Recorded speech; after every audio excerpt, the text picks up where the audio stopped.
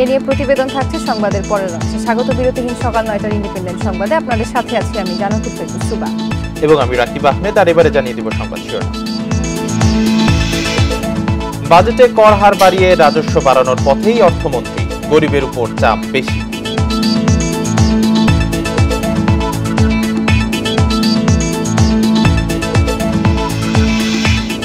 উচ্চ মূল্যস্ফীতির কারণে বাজেটের সুফল মেলায় শঙ্কা, প্রবৃদ্ধির মাত্রা নিয়েও সংশয়।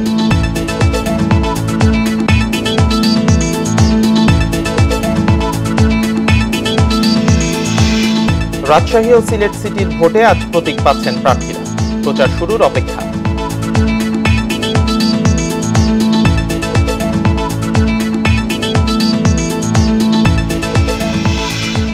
শুনছিলেন প্রধান শিরোনাম। এছাড়াও আরো যা থাকছে। দেশের শিশু মৃত্যুর 46% হচ্ছে পানিতে ডুবে, দিনে গড়ে ঝরে যাচ্ছে 40 প্রাণ।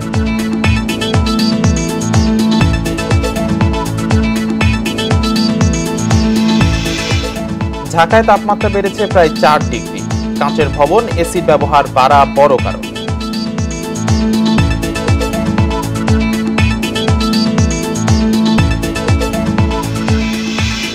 শিরোনামের পর এবার বিস্তারিত। আর শুরুতেই বাজেটের খবর।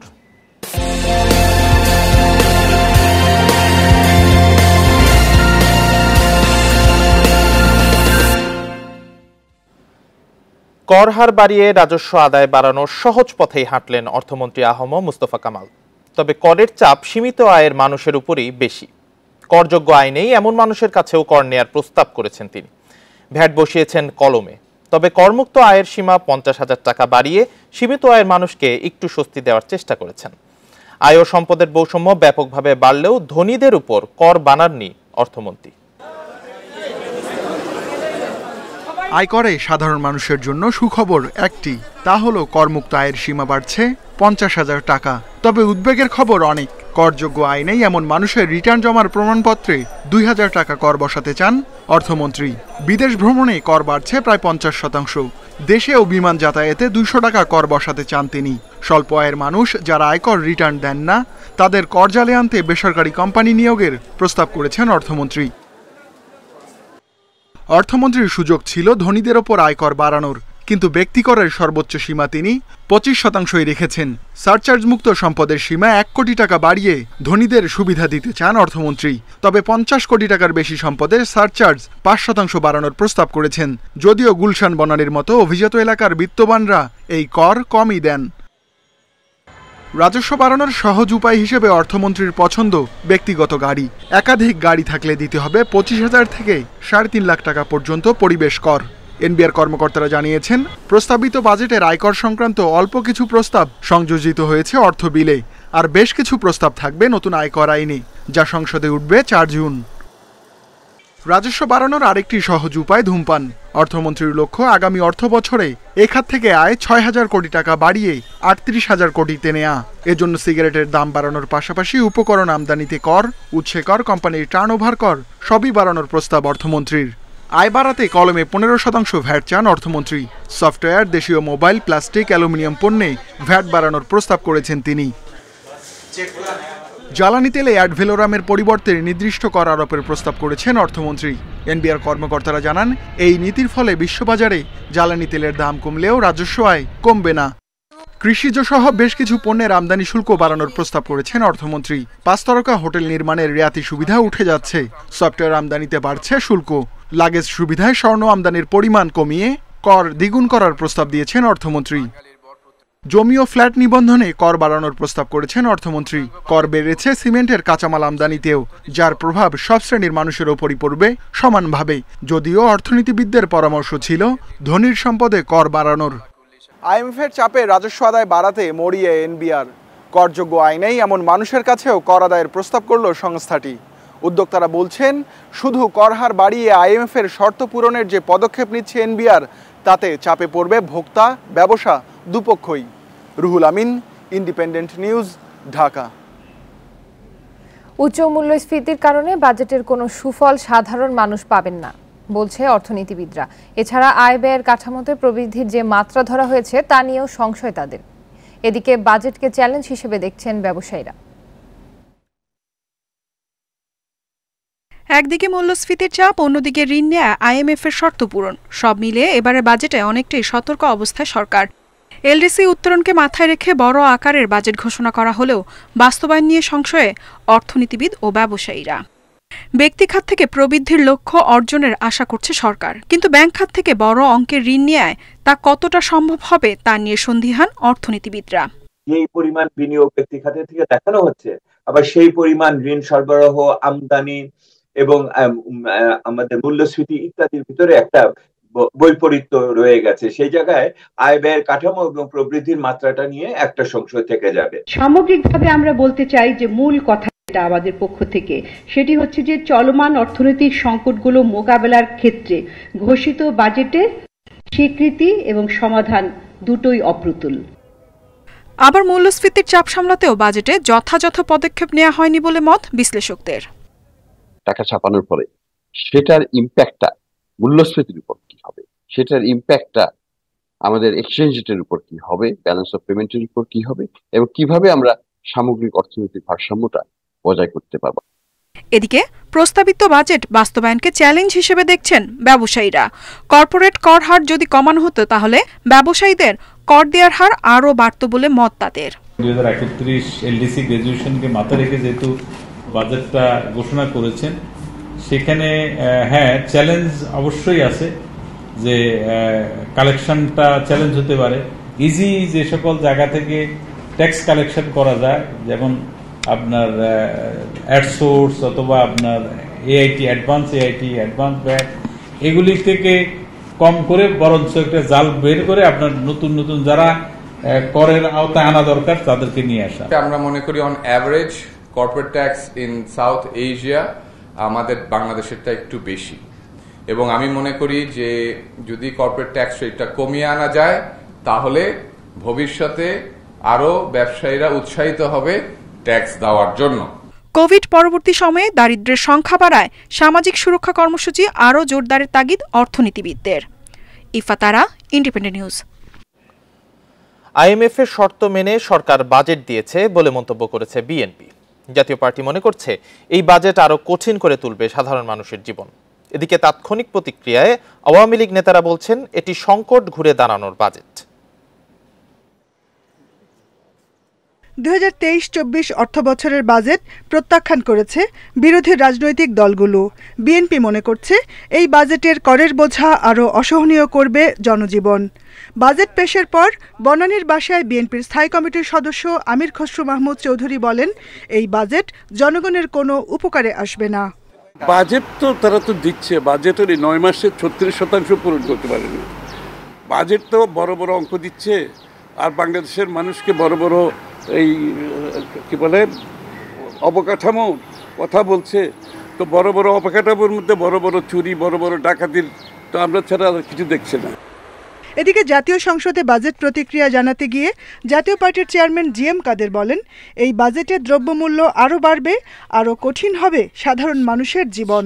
নিম্ন মধ্যবিত্ত, নিম্নবিত্ত, গরিব এই শ্রেণীর জন্য যে বাজেটে কোনো প্রভিশন থাকবে যে তারা যাতে বেঁচে থাকতে পারে সামনের দিকে, এই ধরনের কোনো প্রভিশন এই বাজেটে রাখা হয়নি। কাজে এটা জনবান্ধব বাজেট বলা যাচ্ছে না, ওটা জনবান্ধবহীন বাজেট বলা যায়। আওয়ামী লীগের সাধারণ সম্পাদক ওবায়দুল কাদের বাজেটের প্রতিক্রিয়ায় বলেন, এই বাজেটের ফলে মানুষের কষ্ট লাঘব হবে, দ্রব্যমূল্য ক্রয় সীমার মধ্যে থাকবে। দ্রব্যমূল্য এখন বেশ কিছু ক্ষেত্রে কমতে শুরু করেছে। আমরা আশা করছি বাজেটটা এমনভাবে করা হয়েছে যে মানুষের কষ্টটা লাঘব হবে, দ্রব্যমূল্য মানুষের ক্রয় ক্ষমতার মধ্যে থাকবে।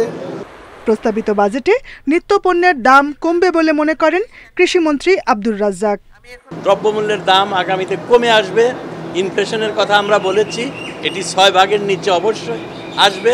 বাজেটের ঘাটতিও 5.2 ভাগের বেশি আশা করি ইনশাল্লাহ হবে না। প্রস্তাবিত বাজেট জনকল্যাণে কাজে আসবে না বলে মনে করছেন বাম দলের নেতারাও। বড় কথা হচ্ছে নিত্যপণ্যের দাম ঠিক রাখা, ডলার ব্যবস্থা করা এবং বিদ্যুৎ ও গ্যাস সরবরাহ করা। এই 3 বিষয়ের চশমা দিয়ে বাজেটের সাফল্য নির্ধারণ করা হবে।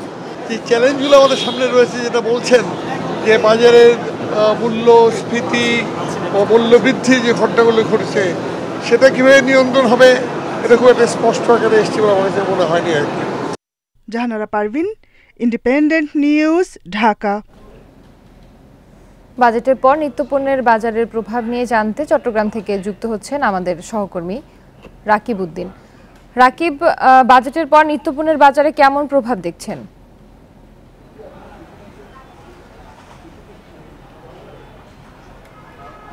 বাজেটের প্রভাব এখনো নিত্যপণ্যের বাজারে পড়েনি, কিন্তু বাজারের যে আগের যে পরিস্থিতি সেটি এখন পর্যন্ত কিন্তু চট্টগ্রামের যে বাজার সেখানে সপ্তাহের ব্যবধানে ব্রয়লার মুরগির দাম কিছুটা কমলেও মশলা এবং সবজির দাম বাড়তি রয়েছে।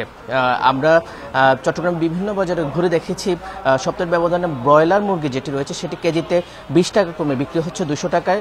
এরপরে হচ্ছে প্রতি কেজি দেশি মুরগি 40 টাকা বেড়ে 580 টাকায় বিক্রি হচ্ছে। ফার্মের মুরগির ডিম ডজনে 5 টাকা কমে 130 টাকায় বিক্রি হচ্ছে। এছাড়া গরুর মাংস যেটি 850 থেকে 900 টাকা বিক্রি হচ্ছে এবং খাসি 1100 টাকা বিক্রি হচ্ছে।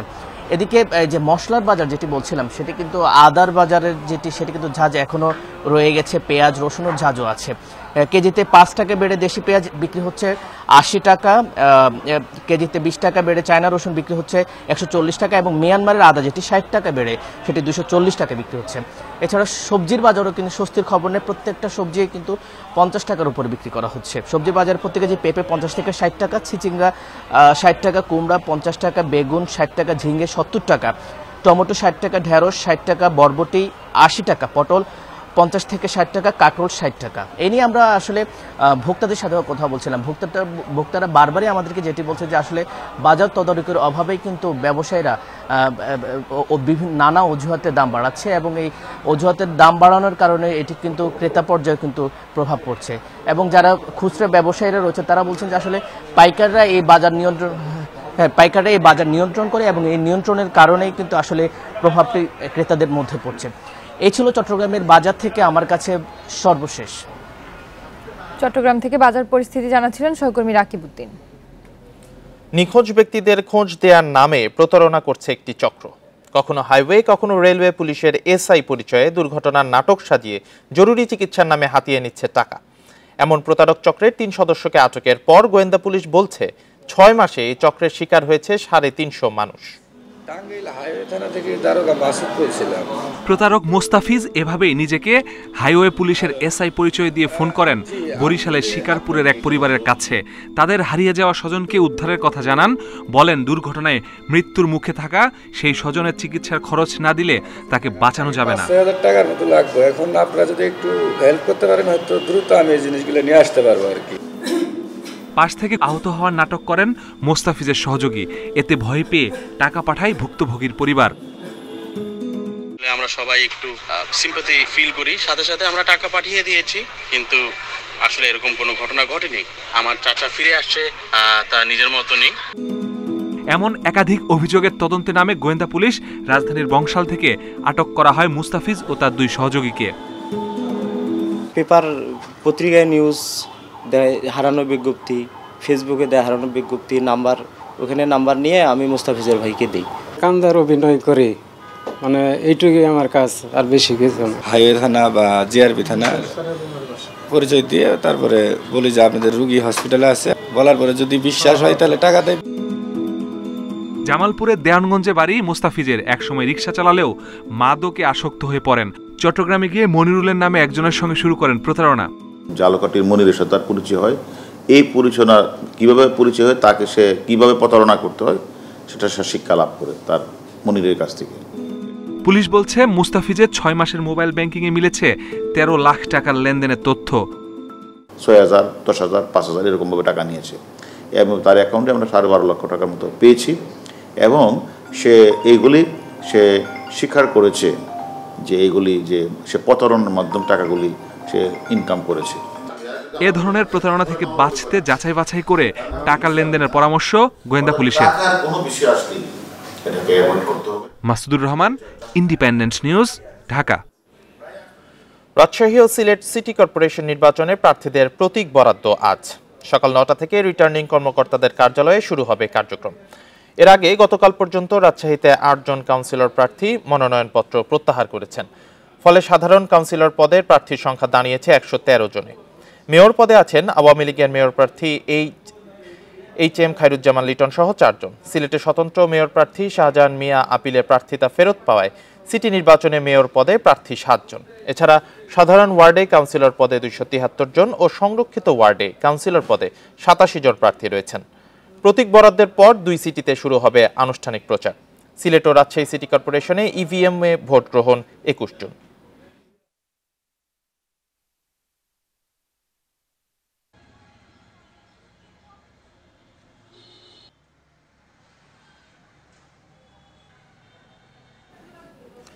আরো জানাতে সিলেট ও রাজশাহী থেকে যোগ দিচ্ছেন সহকর্মীরা। শুরুতেই সিলেট থেকে যোগ দিচ্ছেন সহকর্মী রানা মজুমদার। রানা, আজ প্রতীক বরাদ্দ হচ্ছে, নির্বাচনী পরিবেশ পরিস্থিতি কেমন দেখছেন এবং প্রার্থীদের প্রস্তুতি কেমন দেখছেন? যেহেতু প্রতীক বরাদ্দের পরই তারা নির্বাচনী প্রচারণে আনুষ্ঠানিকভাবে যেতে পারবেন, কি অবস্থা দেখছেন সেখানকার? আপনি জানেন যে আগামী ২১ জুন কিন্তু সিলেট সিটি কর্পোরেশনের নির্বাচন অনুষ্ঠিত হতে যাচ্ছে এবং সেই নির্বাচনকে ঘিরে ইতিমধ্যে কিন্তু প্রার্থীরা তাদের মনোনয়নপত্র জমা দিয়েছিলেন গত ২৩ মে এবং তার পরিপ্রেক্ষিতে কিন্তু ২৫ মে মনোনয়নপত্র যাচাই বাছাই করা হয়েছিল এবং গতকাল অর্থাৎ ১ তারিখে কিন্তু তাদের প্রার্থিতা প্রত্যাহারের শেষ দিন ছিল। তো গতকাল প্রার্থিতা প্রত্যাহারের শেষ দিনে ১২ জন কিন্তু প্রার্থী তাদের প্রার্থিতা প্রত্যাহার করেছেন এবং তারা সকলেই কিন্তু সাধারণ ওয়ার্ডের কাউন্সিলর পদপ্রার্থী ছিলেন। সেই জায়গা থেকে আসলে আমাদেরকে যেটি জানিয়েছেন রিটার্নিং অফিসার, তিনি জানিয়েছেন যে বর্তমানে কিন্তু মেয়র পদপ্রার্থী রয়েছেন ৭ জন এবং সাধারণ আসনে কিন্তু প্রতিদ্বন্দ্বিতা করবেন ২৭৩ জন প্রার্থী এবং সংরক্ষিত আসনে কিন্তু রয়েছেন ৮৭ জন প্রার্থী। সেক্ষেত্রে একটু যদি এর আগের যদি বিষয়গুলো একটু জানিয়ে রাখতে চাই, তথ্যগুলো যে মেয়র পদে কিন্তু জমা দিয়েছিলেন ১১ জন প্রার্থী তাদের মনোনয়নপত্র এবং এই ১১ জনের মধ্যে থেকে কিন্তু রিটার্নিং অফিসারের কার্যালয় থেকে ৬ জনের প্রার্থিতা বৈধ ঘোষণা করা হয়েছিল এবং সাধারণ ওয়ার্ডের যারা পদপ্রার্থী ছিলেন সেখানে কিন্তু ২৮৭ জন প্রার্থী তাদের মনোনয়নপত্র জমা দিয়েছিলেন এবং সেখান থেকে কিন্তু ২৮১ জনের মনোনয়নপত্র বৈধ ঘোষণা করা হয়েছিল। আর সংরক্ষিত ওয়ার্ডের কথা যদি একটু বলি তাহলে সেক্ষেত্রে ৮৯ জন প্রার্থী কিন্তু সংরক্ষিত ওয়ার্ডে তাদের মনোনয়নপত্র জমা দিয়েছিলেন এবং ৮৪ জন প্রার্থী কিন্তু তাদের বৈধতা পেয়েছিলেন সেই মনোনয়নপত্রের এবং সেখান থেকে আপিল অনেক প্রার্থী কিন্তু আপিল করেছিলেন এবং সেই আপিল থেকে কিন্তু একজন মেয়র প্রার্থী তার বৈধতা ফেরত পেয়েছিলেন।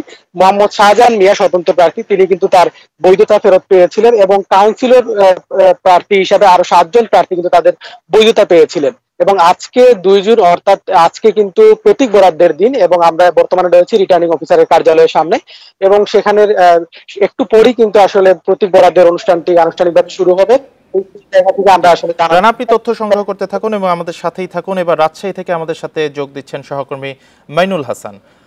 মাইনুল, রাজশাহীতে প্রতীক বরাদ্দের কার্যক্রম ইতিমধ্যে শুরু হয়ে গেছে কিনা, শেষ পর্যন্ত কতজন প্রার্থী মেয়র ও কাউন্সিলর পদে প্রার্থিতা করছেন, সার্বিক কি তথ্য রয়েছে আপনার কাছে?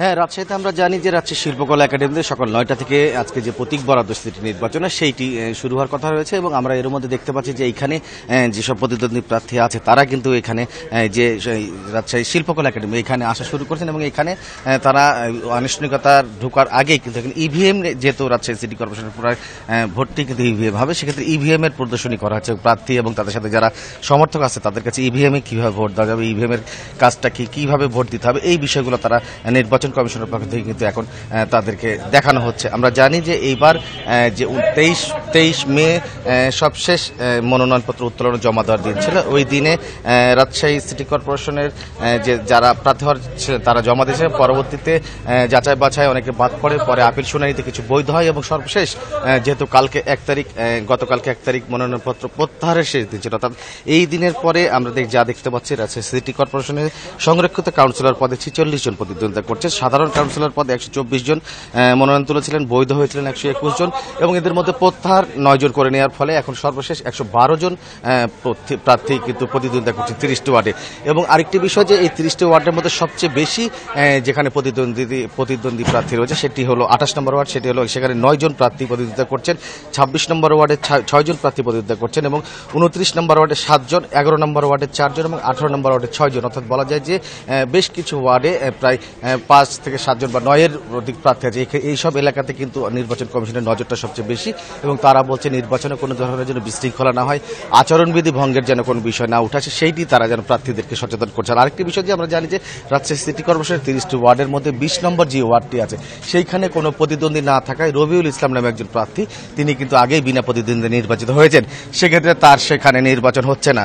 আরেকটি বিষয় যদি বলি যে প্রতীক বরাদ্দের বিষয়টি, সাধারণ কাউন্সিলরদের প্রতীক বরাদ্দের বিষয়টি এখানে থাকে, কিন্তু মেয়রদের ক্ষেত্রে যেহেতু তারা দলীয় প্রতীকে নির্বাচন করছেন সেক্ষেত্রে তাদের প্রতীক বরাদ্দের বিষয়টি আসলে সেভাবে এখানে গুরুত্ব না পেলেও সাধারণ ওয়ার্ডের যারা কাউন্সিলর বা সংরক্ষিত যারা আছেন তারা কিন্তু এখানে ভিড় করছে এবং তাদের পছন্দের প্রতীক নেওয়ার জন্য তারা এখানে আজকে জমা দিচ্ছেন। সিলেট ও রাজশাহী থেকে সিটি নির্বাচনের খবর জানাচ্ছিলেন আমাদের সহকর্মীরা। খুলনা সিটিতে কাউন্সিলর পদে লড়ছেন 2 ফটো সাংবাদিক। নগরীর 11 ও 12 নম্বর ওয়ার্ডে কাউন্সিলর প্রার্থী হয়েছেন রবিউল গাজী উজ্জ্বল ও আনোয়ারুল ইসলাম কাজল। তাই এখন ছবি তোলার চেয়ে প্রচারে বেশি ব্যস্ত হয়ে পড়েছেন দুজন। প্রতিশ্রুতি দিচ্ছেন জয়ী হলে জনগণের প্রত্যাশা পূরণের চেষ্টা করবেন তারা। খুলনার স্থানীয় দৈনিক সময়ের খবরের ফটো সাংবাদিক রবিউল গাজী উজ্জ্বল এবং দৈনিক পূর্বাঞ্চলের সাংবাদিক আনোয়ারুল ইসলাম কাজল খুলনা সিটি কর্পোরেশন নির্বাচনে 11 নং ওয়ার্ড থেকে উজ্জ্বল ও 12 নং ওয়ার্ড থেকে কাজল কাউন্সিলর পদে প্রতিদ্বন্দ্বিতা করছেন। দুজনই বলছেন জনসেবার উদ্দেশ্যে তারা প্রার্থী হয়েছেন। খুলনা সিটি কর্পোরেশনের 31টা ওয়ার্ডের মধ্যে সবথেকে অবহেলিত একটি ওয়ার্ড হলো 12 নম্বর ওয়ার্ড, যে ওয়ার্ড ময়লা আর মাদকের ভাগারে পরিণত হয়েছে। আর এই ময়লার ভাগার থেকে এবং মাদকের ভিতর থেকে ওয়ার্ডটাকে বাঁচানোর জন্যই আমার মাঠে নামানো। জনগণের সুচিন্তিত ভোটে আমার ওয়ার্ডের যাতে অন্তত নাগরিক সুবিধা তারা সুন্দরভাবে সুষমভাবে পায়, তাদের নাগরিক অধিকার যাতে তারা বুঝে পায়, সেই কারণেই আমি নির্বাচনে দাঁড়িয়েছি। প্রতিশ্রুতি দিয়েছেন কাউন্সিলর হিসেবে নির্বাচিত হলে ওয়ার্ডের উন্নয়নে কাজ করবেন, ইচ্ছা থাকলে নগরের উন্নয়ন করা সম্ভব, এটা প্রমাণ করতে চান তারা। এই ওয়ার্ডের যুব সমাজকে সাথে নিয়েই আমি মূলত এই ওয়ার্ডটাকে সাজাবো। আমি দেখাতে চাই একটা মানুষের সৎ ইচ্ছা, সৎ চিন্তা ভাবনা থাকলে একটা ওয়ার্ড ফুলের বাগান বানানো যায়। আমি নির্বাচিত হলে আমি সর্বোচ্চ চেষ্টা করব এই নাগরিক সেবাকে যাতে এই সেবা দেওয়ার, এটাই হচ্ছে আমার মুখ্য উদ্দেশ্য। খুলনা সিটিতে কাউন্সিলর পদে 136 জন এবং সংরক্ষিত নারী কাউন্সিলর পদে 39 জন প্রতিদ্বন্দ্বিতা করছেন। Independent news. ময়মনসিংহের তারাকান্দা উপজেলা পরিষদ নির্বাচনে আওয়ামী লীগ ও স্বতন্ত্র প্রার্থীর সমর্থকদের মধ্যে সংঘর্ষের ঘটনায় গুলিবিদ্ধ 10 জনকে উন্নত চিকিৎসার জন্য ঢাকায় আনা হয়েছে। রাতে ময়মনসিংহ মেডিকেলে প্রাথমিক চিকিৎসার পর তাদের ঢাকায় আনা হয়। এদিকে ওই ঘটনার পর এলাকায় উত্তেজনা বিরাজ করছে। বৃহস্পতিবার রাতের দিকে তারাকান্দা শহরের বাসস্ট্যান্ড এলাকায় এ সংঘর্ষ হয়। সংঘর্ষের ঘটনায় একে অপরের ওপর হামলার অভিযোগ আনেন নৌকার প্রার্থী অ্যাডভোকেট ফজলুল হক ও স্বতন্ত্র প্রার্থী নুরুজ্জামান সরকার বকুল। পুলিশ জানিয়েছে পরিস্থিতি নিয়ন্ত্রণে বাসস্ট্যান্ড এলাকায় অতিরিক্ত পুলিশ মোতায়েন করা হয়েছে। আগামী 12 জুন তারাকান্দি উপজেলা পরিষদ নির্বাচন অনুষ্ঠিত হবে।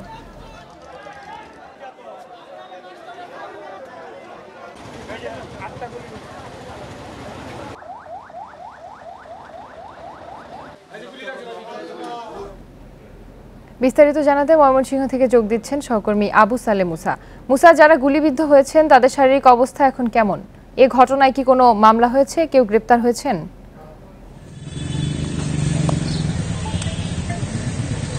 আপনি জানেন যে গত রাতে কিন্তু এই সংঘর্ষের ঘটনাটি ঘটে।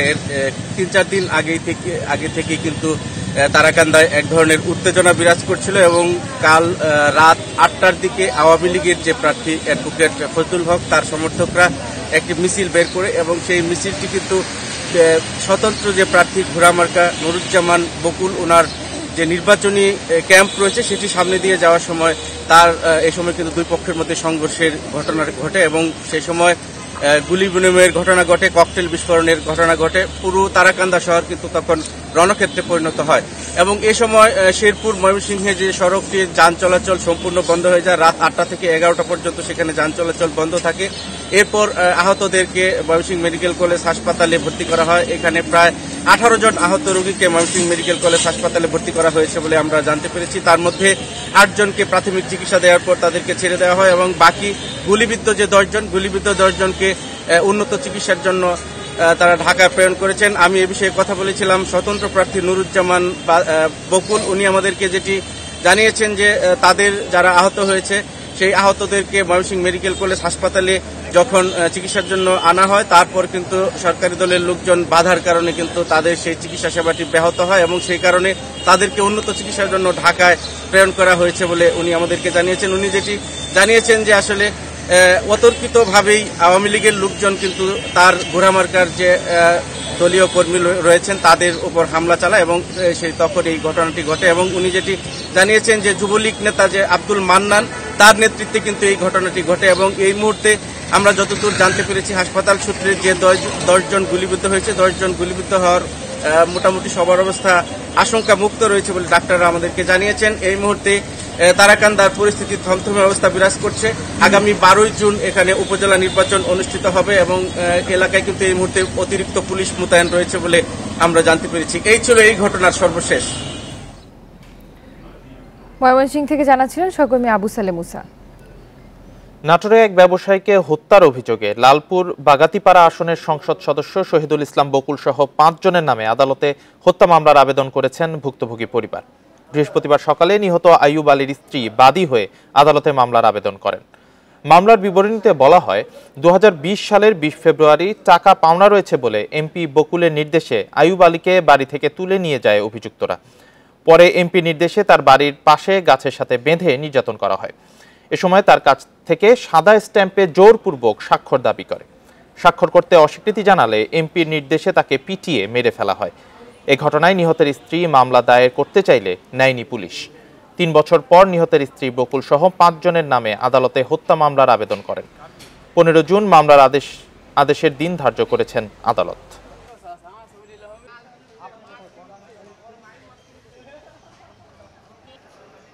পোস্টমর্টম করার পরে থানার যখন আমরা কেস দিতে আসি ওই বকুল কেতলিতে দেয় না। এমপি ওর বড় পাওয়ার আছে কেতলিতে দেয় না। এই 3 বছরটা ঘুরাইছে ঘুরাই কেতলিতে দেয় না। যখন আমি শেষ পর্যন্ত বলেছি যে আপনারা কেস নিলেও করেন না নিলেও করেন, কোথাও ঠিক আছে আমরা কেস নিতে পারবো না, পারলে কোর্টে যান। এই জন্য আমি আজকে কোর্টে আসলাম।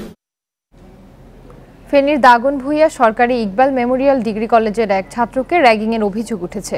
এরই মধ্যে এ ঘটনার একটি ভিডিও সামাজিক যোগাযোগ মাধ্যমে ছড়িয়ে পড়েছে। ভুক্তভোগী মেহেদি হাসান 11 শ্রেণীর ব্যবসায়ী শাখার শিক্ষার্থী। তিনি জানান বুধবার কলেজ চলাকালে তৌসিফ, সোহান ও রানা নামে 3 জন তাকে একটি রুমে নিয়ে চেয়ারে বসিয়ে নির্যাতন করে। এ সময় নির্যাতনের ভিডিও ধারণ করে তা ছড়িয়ে দেওয়ার হুমকি দিয়ে চাঁদা দাবি করে তারা। পরে ঘটনাটি পুলিশকে জানায় ভুক্তভোগী শিক্ষার্থীর পরিবার। ঘটনার তদন্ত এবং জড়িতদের বিরুদ্ধে ব্যবস্থা নেওয়ার আশ্বাস দিয়েছে দাগনভূঞা থানার ওসি হাসান ইমাম।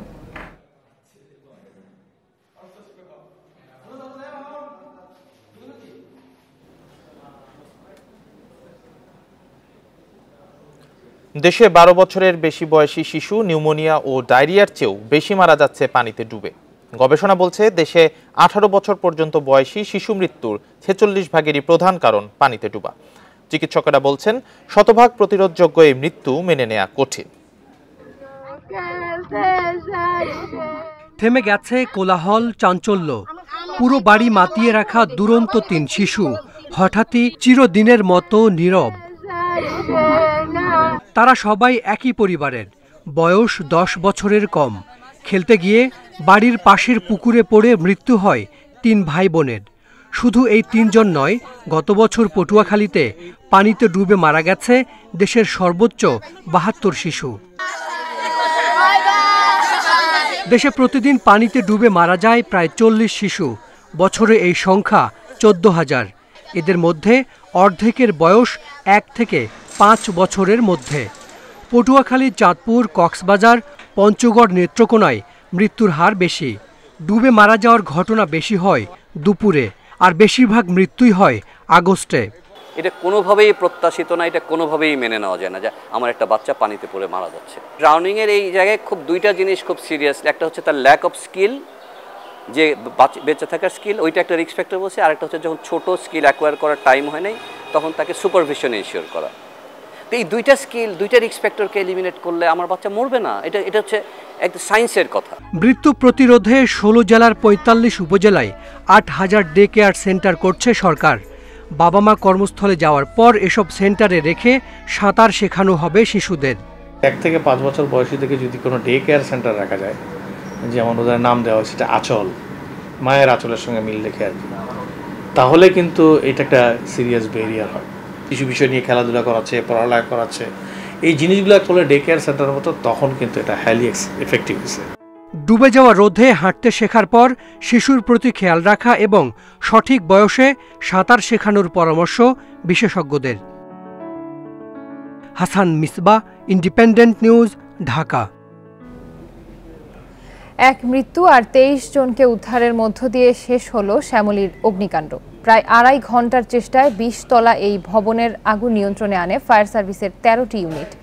সেখানে হাসপাতাল, ডায়াগনস্টিক সেন্টার, ব্যাংক সহ বেশ কিছু সরকারি বেসরকারি অফিস থাকলেও এক্সটিংগুইশার ছাড়া আগুন নেভানোর তেমন কোনো ব্যবস্থাই ছিল না। রাত তখন 11:30টা। 20 তলা রূপায়ণ শেলফোর্ড ভবনের 18-19 তলা থেকে বেরোতে থাকে ধোঁয়ার কুণ্ডলী। এই দৃশ্যে থমকে যায় মিরপুর সড়ক, জড়ো হতে থাকে হাজারো মানুষ। এ সময় ভবনে আটকে পড়ারা মোবাইলের আলো জেলে জানাতে থাকেন উদ্ধারের আকুতি।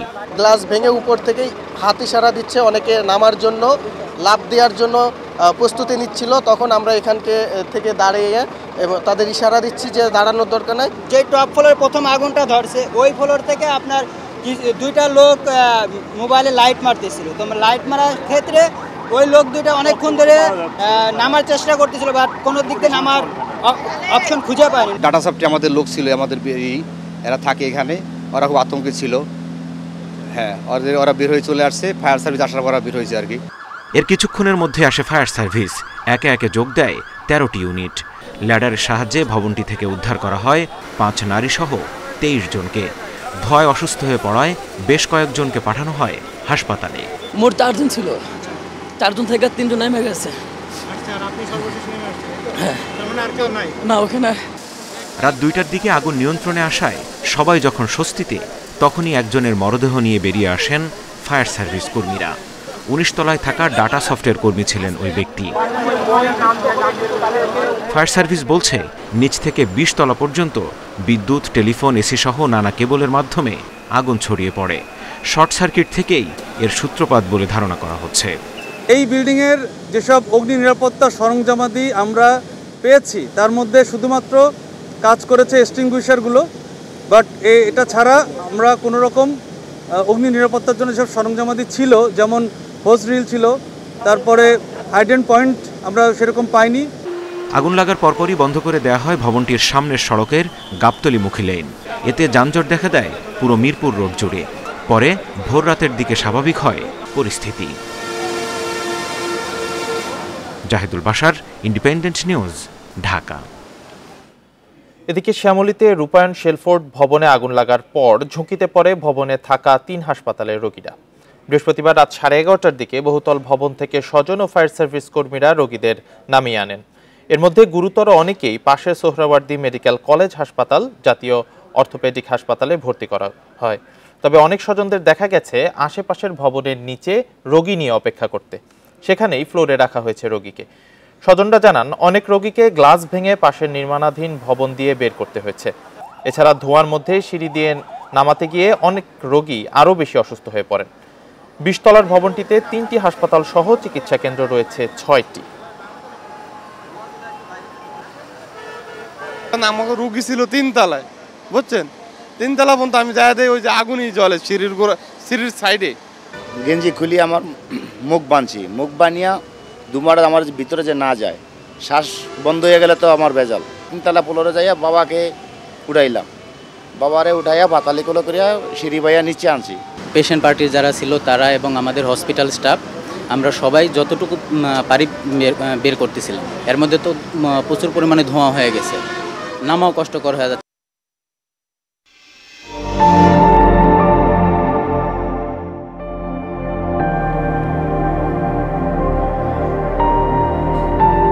চিড়িয়াখানায় বনের প্রাণী দেখতে ভিড় জমান নানা বয়সীরা।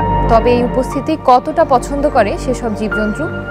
এর জবাবে গবেষণা বলছে 53% প্রতিক্রিয়াই নিরপেক্ষ, নেতিবাচক 21 আর ইতিবাচক মাত্র 4% প্রাণী। এর মধ্যে মানুষের সঙ্গ বেশি পছন্দ হাতি ও পেঙ্গুইনের। তবে কাছে ভিড়তে চায় না ব্যাঙ, হেজহগস ও কোয়ালার মতো প্রাণীরা।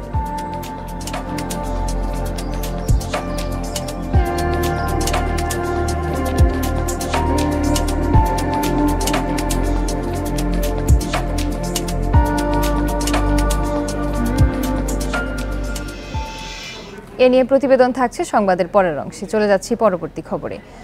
এক দশকে রাজধানীতে তাপমাত্রা বেড়েছে প্রায় 4 ডিগ্রি সেলসিয়াস। গবেষকরা বলছেন দিন দিন তাপপ্রবাহের সময় আরও দীর্ঘায়িত হবে। এজন্য নগরে অতিমাত্রায় কাচের ভবন নির্মাণ ও এসির মাত্রাতিরিক্ত ব্যবহারকে দুষছেন তারা। এতে স্বাস্থ্যগত ঝুঁকিতে পড়ছে নিম্ন আয়ের মানুষ।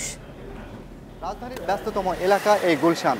আবাসিক ও বাণিজ্যিক মিশ্রিত এই এলাকায় মাত্র 35 ডিগ্রি সেলসিয়াসেই তাপমাত্রা অনুভূত হচ্ছে প্রায় 44 ডিগ্রি সেলসিয়াসের মতো।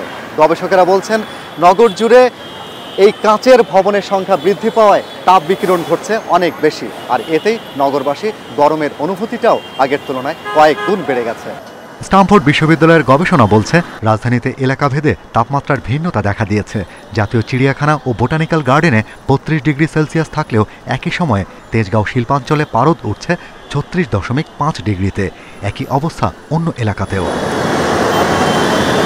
রাজধানী ঢাকায় গত এক দশকে বেড়েছে কাচের নির্মিত ভবন। এসব ভবনকে তাপমাত্রার তারতম্যের অন্যতম কারণ বলছেন গবেষকেরা। এই ধরনের গ্লাস বিল্ডিং সাধারণত ইউরোপে, স্ক্যান্ডিনেভিয়ান দেশগুলোতে, সুইডেন, নরওয়ে, ডেনমার্ক এগুলোতে দেখা যায়, যাতে সূর্যের অল্প কয়েক ঘন্টার আলো ওখানে ধারণ করে তাপমাত্রাটা বৃদ্ধি করা যায়, কিংবা গ্রিন হাউস মেথডে ওখানে চাষ করা যায়। বাংলাদেশের প্রেক্ষাপটে এটি কোনোভাবেই একটি বিজ্ঞানভিত্তিক পদ্ধতি না। অস্ট্রেলিয়ার কার্টিন বিশ্ববিদ্যালয়ের অপর এক গবেষণা বলছে কাচের ভবনের পাশাপাশি বেড়েছে এসির ব্যবহার। এতে বাড়ছে বাতাসের আর্দ্রতা। সে কারণে আগামীতে তাপপ্রবাহ আরও দীর্ঘায়িত হবে। আমাদের দেশে সরকারের কাছে এসির কোনো হিসাব কারো কাছে নাই।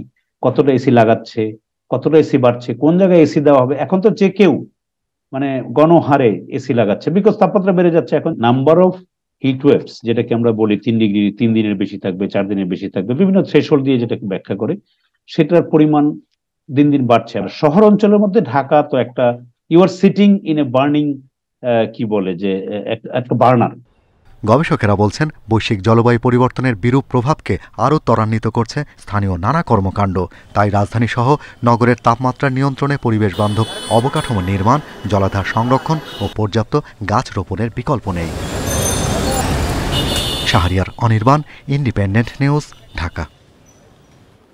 রাজধানীর বাইরে দেশের বিভিন্ন অঞ্চলে দিনে রাতে গড়ে 6 থেকে 7 ঘন্টা থাকছে না বিদ্যুৎ। লোডশেডিংয়ের ভোগান্তি শহরের চেয়ে গ্রামাঞ্চলে বেশি। বিদ্যুৎ উৎপাদনের বিপরীতে চাহিদা বেড়ে যাওয়ায় এ ভোগান্তি, বলছে বিদ্যুৎ বিতরণকারী প্রতিষ্ঠান। বিদ্যুৎ ঘাটতির কারণে কয়েক ঘন্টা পরপর লোডশেডিং হচ্ছে চট্টগ্রামে। গত কয়েকদিন ধরে চলছে এই অবস্থা। এতে অতিষ্ঠ হয়ে উঠেছে জনজীবন। নগরের বিভিন্ন এলাকায় প্রতিদিন 4 থেকে 5 বার লোডশেডিং হচ্ছে। স্থানীয়দের দাবি, কখন লোডশেডিং হবে তা আগে না জানানোই বাড়ছে ভোগান্তি। কতক্ষণ পরে বুড়ুস করে আসে, 2-1 ঘন্টা থাকার পরে আবার বুড়ুস করে চলে যায়, আবারই মাঝরাতে দেখি কারেন্ট নাই। সারাদিন পরিশ্রম করি, রাত্রে ঘুমাইতে গেলে দেখতে কারেন্ট নাই। এভাবে কি জীবনযাপন কাটানো সম্ভব? লোডশেডিংয়ে নাকাল মেহেরপুরের বাসিন্দারাও। দিনে 6 থেকে 7 ঘন্টা বিদ্যুৎ না থাকায় তীব্র গরমে ব্যাহত হচ্ছে জনজীবন। শহরের চেয়ে গ্রামে লোডশেডিং বেশি, বলছেন ভুক্তভোগীরা। প্রচণ্ড গরম, এবং এরপরে আবার যদি লোডশেডিং হয়, এবার যদি কারেন্ট না থাকে, এরপরে আমরা ঘরে কিভাবে থাকব? গত 2 দিন ধরে লোডশেডিং বেড়েছে রাজশাহীতেও। বুধবার জেলায় বিদ্যুৎ ঘাটতি ছিল প্রায় 76 মেগাওয়াট। বিদ্যুৎ বিতরণকারী প্রতিষ্ঠান নেসকো বলছে, জাতীয় গ্রিডে উৎপাদন না বাড়লে পরিস্থিতি উন্নয়নের সম্ভাবনা নেই। বিকালে একবার প্রায় 1.5 থেকে 2 ঘন্টার মতো কারেন্ট ছিল না। সেই সময় তো প্রচণ্ড গরম। আবার রাতেও আমি বাসায় যাওয়ার পরে একবার কারেন্ট গেছিল, প্রায় আধা ঘন্টা 1 ঘন্টার মতো ছিল না। কাস্টমার এসে বলে বিদ্যুৎ নাই, আর অনেক গরম, গরমের মধ্যে দিনে তো 2-3 বার কারেন্ট যায়। চাহিদা আমার থাকে, তার চেয়ে কম পেলেই আমার লোডশেডিং হয়ে যায়। তা আমি যেহেতু কম পাচ্ছি আমার লোডশেডিং কারণে হচ্ছে। আমার এই প্রাপ্ত লোড যথাসাধ্য আমার electric supply 55 electric supply total NESCO এরিয়ায় আমি সম্মানিত গ্রাহকের মাঝে সুষ্ঠুভাবে বন্টনের ব্যবস্থা করছি। প্রচণ্ড রোদ ও গরমের কারণে জমির পানি শুকিয়ে যাচ্ছে, এতে ফসল নিয়ে দুশ্চিন্তায় পড়েছে কৃষক। রেশমি নন্দী, ইন্ডিপেন্ডেন্ট নিউজ। লোডশেডিং নিয়ে আরো জানাতে খুলনা ও বরিশাল থেকে যোগ দিচ্ছেন সহকর্মীরা। শুরুতেই খুলনা থেকে যোগ দিচ্ছেন সহকর্মী এইচ.এম. শামীমুজ্জামান। শামীমুজ্জামানে ঘন ঘন লোডশেডিং এ আসলে সাধারণ জীবনযাপনে কি প্রভাব পড়ছে, পাশাপাশি শিল্প খাত ও ব্যবসায়িক খাতে কি নেতিবাচক প্রভাব পড়ছে, আর বিদ্যুৎ বিভাগ কি বলছে আসলে এই বিষয়ে, কবে নাগাদ এটা ঠিক হতে পারে বা স্বাভাবিক হতে পারে? লোডশেডিং এর কথা আসলে কি বলবো, যে কখন যে বিদ্যুৎ আসে আর কখন যে বিদ্যুৎ যায় এটা কিন্তু এই মুহূর্তে নগরবাসী ঠিক বলতে পারছে না। এই বিদ্যুৎ আছে তো এই বিদ্যুৎ নেই। এই যে বিদ্যুতের আসা যাওয়ার কারণে কিন্তু মানুষের এক ধরনের ভোগান্তিতে পড়ছে। একে তো তীব্র গরম, তীব্র তাপদাহ, তারপর যে লোডশেডিং সাধারণ মানুষ কিন্তু আসলে অতিষ্ঠ হয়ে পড়েছে। আর লোডশেডিং এর কারণে কিন্তু ব্যবসা বাণিজ্যে আসলে ক্ষতি হচ্ছে। বিশেষ করে খুলনা অঞ্চলে কিন্তু খুলনা অঞ্চল হিমায়িত চিংড়ির জন্য বিখ্যাত। অর্থাৎ হিমায়িত চিংড়ির ক্ষেত্রে কিন্তু বিদ্যুৎ সরবরাহ সবচেয়ে গুরুত্বপূর্ণ একটি বিষয়। এখানে যদি বিদ্যুৎ না থাকে, লোডশেডিং যদি না থাকে, সেক্ষেত্রে হিমায়িত পণ্য প্রক্রিয়াজাত করতে বেশ সমস্যা হচ্ছে। সমস্যার পাশাপাশি অতিরিক্ত বিদ্যুতের কারণে কিন্তু উৎপাদন খরচ বৃদ্ধি পাচ্ছে। এই নিয়ে কিন্তু ব্যবসায়ীরা এক ধরনের দুশ্চিন্তায় আছে। তার কারণ উৎপাদন খরচ বৃদ্ধি পেলেও কিন্তু তাদের ব্যবসার যে লাভ কিন্তু বাড়ছে, তার আয় বৃদ্ধি না পায় তারা কিন্তু এক ধরনের লোকসানের মধ্যেই পড়বে বলে তারা আমাদেরকে জানিয়েছে। অপরদিকে সেচ, কৃষি জমিতে সেচ ক্ষেত্রেও একটা সমস্যা হচ্ছে। তার কারণ কি, কৃষি জমিতে রাতের বেলা সেচ দেওয়া হয়। রাতে যেহেতু সেচ সাধারণত রাতেই সেচ দেওয়া হয়, কিন্তু রাতে লোডশেডিং থাকার কারণে সেচ কাজেও বিঘ্নিত হচ্ছে। তো এই নিয়েও আমরা কথা বলেছিলাম মাঠ পর্যায়ে কৃষকদের সাথে। তারা যেটা বলছেন যে স্বাভাবিকভাবেই কিন্তু জমিতে সেচ দিতে পারছেন। অপরদিকে ক্ষুদ্র ব্যবসায়ী যারা আছেন, এই ঘন ঘন লোডশেডিং এর কারণে তাদের ব্যবসায় এক ধরনের মন্দা ভাব গ্রাস করছে বলে তারা আমাদেরকে জানিয়েছেন। অনেক সময় বিশেষ করে বিদ্যুতের উপর নির্ভরশীল যে ব্যবসা প্রতিষ্ঠানগুলো আছে, সেই বিদ্যুতের উপর নির্ভরশীল ব্যবসা প্রতিষ্ঠানে কিন্তু নিয়মিত গ্রাহকদের যে সরবরাহ, সেই সরবরাহ দিতে পারছেন না বলে তারা একদম গ্রাহকদের সাথে, প্রতিষ্ঠানের মালিকদের সাথে, ব্যবসায়ীদের সাথে এক ধরনের বাক বিতরণ হচ্ছে। অপরদিকে এই বিষয়ে বিদ্যুৎ বিভাগের সাথে কথা বলেছিলাম। তারা যেটা বলছেন, গতকাল খুলনা অঞ্চলে বিদ্যুতের চাহিদা ছিল 783 মেগাওয়াট, অপরদিকে সরবরাহ ছিল 650 মেগাওয়াট, অর্থাৎ ঘাটতি হচ্ছে 133 মেগাওয়াট। তারা যেটা বলছে যে উৎপাদন সংকটের কারণেই এবং সরবরাহ কম থাকার কারণেই আসলে এটা লোডশেডিং এ মেটানো হচ্ছে। শামীম, আপনি আমাদের সাথেই থাকুন। এবার আমরা বরিশাল যাচ্ছি, সেখান থেকে আমাদের সাথে যুক্ত হচ্ছেন সহকর্মী আলামিন। বরিশালে লোডশেডিং এর সার্বিক চিত্রটি কি, আর কর্তৃপক্ষ থেকে কোনো প্রকার আশ্বাস পাওয়া যাচ্ছে কিনা এটা স্বাভাবিক হওয়ার এই লোডশেডিং?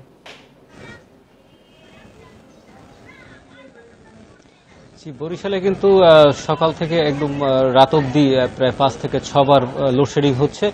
সেই লোডশেডিংয়ে কিন্তু জনজীবন অতিষ্ঠ হয়ে পড়েছে। এখন বেলা 9:30 বা তার কিছু বেশি, এই সময়ের মধ্যে কিন্তু আমরা বিভিন্ন এলাকায় খোঁজ খবর নিয়েছি, যে জানতে পেরেছি যে সেখানে কিন্তু আসলে ইতিমধ্যে লোডশেডিং হয়ে গেছে।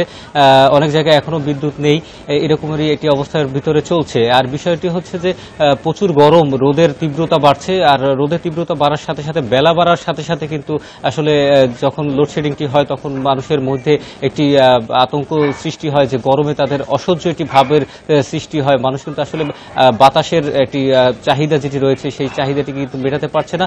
সেক্ষেত্রে কিন্তু বিশেষ করে যে স্কুল কলেজের যে শিক্ষার্থীরা রয়েছে, যখন স্কুল কলেজের সময়টা যখন লোডশেডিং হয় তখন কিন্তু তারাও কিন্তু খুবই অতিষ্ঠতার মধ্যে থাকে। সবচেয়ে বড় বিষয়টি হচ্ছে যে বিদ্যুতের যে চাহিদা রয়েছে, সেই চাহিদার তুলনায় কিন্তু আসলে উৎপাদন খুবই কম। সেটা বারবারই বিদ্যুৎ কেন্দ্র থেকে বলা হচ্ছে। আর বলা হচ্ছে যে যেহেতু গরমের সময়টা কিন্তু আসলে বিদ্যুতের চাহিদাটা বেশি থাকে, মানুষ বিদ্যুৎ বেশি ব্যবহার করে, সেক্ষেত্রে কিন্তু চাহিদার তুলনায় সরবরাহ খুবই কম। আমাদের যে বিষয়টা হচ্ছে যে ব্যবসা বাণিজ্য যারা করছেন, যারা দোকান মালিক রয়েছেন, তারাও বারবার বলছেন যে আসলে এখন জেনারেটরের ব্যবহারটা বেশি বেড়েছে, যার কারণে তাদের খরচটাও বাড়ছে। তারা ঠিকমতো ব্যবসা বাণিজ্য করতে পারছেন না, যে প্রতি ঘন্টায় এক ঘন্টা এক সময় কারেন্ট যাচ্ছে, এলাকাভিত্তিক কারেন্ট যাচ্ছে, যার কারণে কিন্তু তারা খুবই সমস্যার ভিতরে রয়েছে। এই ছিল বরিশাল থেকে সর্বশেষ। খুলনা ও বরিশাল থেকে জানাচ্ছিলেন আমাদের সহকর্মীরা। ইউক্রেনে রুশ অভিযান শুরুর পর প্রতিরোধ হামলায় রাশিয়ার 2 লাখ সেনা নিহতের দাবি করেছে কিয়েভ। ইউক্রেনের সেনাবাহিনী এমন দাবি করলেও এর সত্যতা নিশ্চিত হওয়া যায়নি বলে জানিয়েছে সিএনএন। রুশ হামলায় 24 ঘন্টায় কিয়েভে 3 বেসামরিক নিহত হয়েছে বলে দাবি করেছে ইউক্রেন। এদিকে রুশ সীমান্ত দিয়ে ইউক্রেনের সেনাদের অনুপ্রবেশ ও হামলার চেষ্টা নস্যাতের দাবি করেছে রাশিয়া। এ সময় ইউক্রেনের 30 সেনা নিহত হয়েছে বলেও দাবি করেছে মস্কো। রুশ হামলা জোরদারে ইউক্রেনের প্রতিরোধ যুদ্ধ ব্যাহত হচ্ছে বলে স্বীকার করেছে ইউক্রেনের উপপ্রতিরক্ষা মন্ত্রী। এদিকে ইউক্রেনকে সদস্য করতে সব সদস্যের সম্মতি রয়েছে বলে দাবি করেছে ন্যাটো মহাসচিব। এ সময় ন্যাটো সম্প্রসারণ রুখতে রাশিয়ার ভেটো দেওয়ার অধিকার নেই বলে মন্তব্য করেন স্টোলটেনবার্গ। অন্যদিকে ইউক্রেনের রুশ জেনারেলদের সম্মুখ সমরে যোগদানের পরামর্শ দিয়েছেন ওয়াগনার গ্রুপ প্রধান।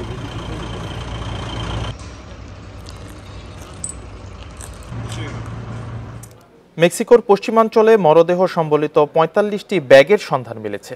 কর্তৃপক্ষ জানিয়েছে গুয়াদালাজারার বাইরে একটি গিরিখাতে ৪৫টি ব্যাগ খুঁজে পেয়েছেন তারা। এসব ব্যাগে কল সেন্টারে কাজ করা 7 কর্মীর মরদেহ রয়েছে। এদের সবাই গত সপ্তাহ থেকে নিখোঁজ ছিলেন। তবে মোট কতটি মরদেহ আছে সে বিষয়ে নিশ্চিত তথ্য মেলেনি। আরও কয়েকদিন এই সন্ধান চলবে বলে জানিয়েছে কর্তৃপক্ষ। মরদেহের সংখ্যা আরও বাড়তে পারে বলে আশঙ্কা করা হচ্ছে। নিহতদের পরিচয় ও মৃত্যুর কারণ জানতে তদন্ত শুরু হয়েছে।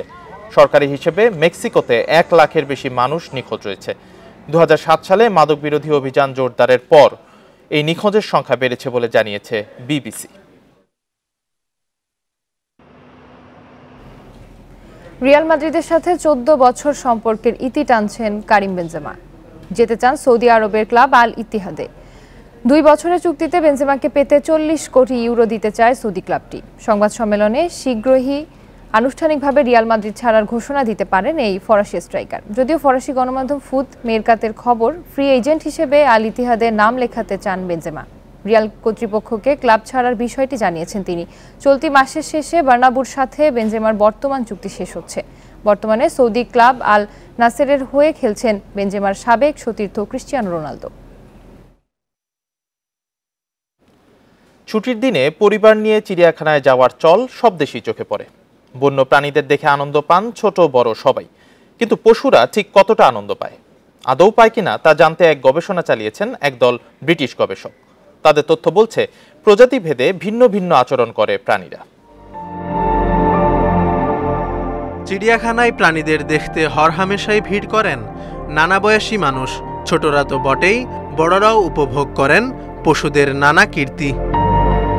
কিন্তু মানুষের এই উপস্থিতিতে পশুরা কতটা আনন্দ পায় তা জানতে গবেষণা চালিয়েছেন একদল ব্রিটিশ গবেষক। 250-র বেশি প্রজাতির প্রাণী নিয়ে গবেষণাটি পরিচালনা করেন তারা। গবেষকদের তথ্য বলছে প্রজাতিভেদে ভিন্ন ভিন্ন আচরণ করে প্রাণীরা। প্রতিটা প্রাণী আলাদা, তাদের প্রত্যেকেই এক এক পরিবেশে এক এক আচরণ করে। আমরা চিড়িয়াখানার প্রতিটি প্রজাতির জন্য জটিল পরিবেশ তৈরি করেছি, যাতে তাদের আচরণের ভিন্নতা সম্পর্কে ধারণা পাওয়া যায়। গবেষণায় দেখা যায় 53% প্রাণীর প্রতিক্রিয়া নিরপেক্ষ। তাদের কাছে মানুষের উপস্থিতি তেমন কোনো প্রভাব ফেলে না। নেতিবাচক প্রতিক্রিয়া দেখায় 21% প্রাণী। মাত্র 4% প্রাণী ইতিবাচক প্রতিক্রিয়া দেখায় বলে জানান গবেষকেরা। মানুষের সঙ্গ পছন্দ করে এমন প্রাণীর মধ্যে হাতি ও পেঙ্গুইন অন্যতম। হাতি মানুষের সঙ্গ পেলে আরও বেশি সক্রিয় ও বন্ধুত্বপূর্ণ হয়ে ওঠে। এরা মানুষের মনোযোগ আকর্ষণ করতে চায়। অন্যদিকে ব্যাং, হেজহগস ও কোয়ালার মতো প্রাণীরা নেতিবাচক প্রতিক্রিয়া দেখিয়ে মানুষের কাছ থেকে নিজেদেরকে দূরে রাখতে চায়। Zobayer Hussain, independent news. আর এই ছিল সকাল 9টার বিরতিহীন ইন্ডিপেন্ডেন্ট সংবাদ। ইন্ডিপেন্ডেন্ট টেলিভিশনের সব খবর বিস্তারিত জানতে চোখ রাখুন ফেসবুক, ইউটিউব ও টুইটারে। এতক্ষণ সাথে থাকার জন্য সবাইকে ধন্যবাদ।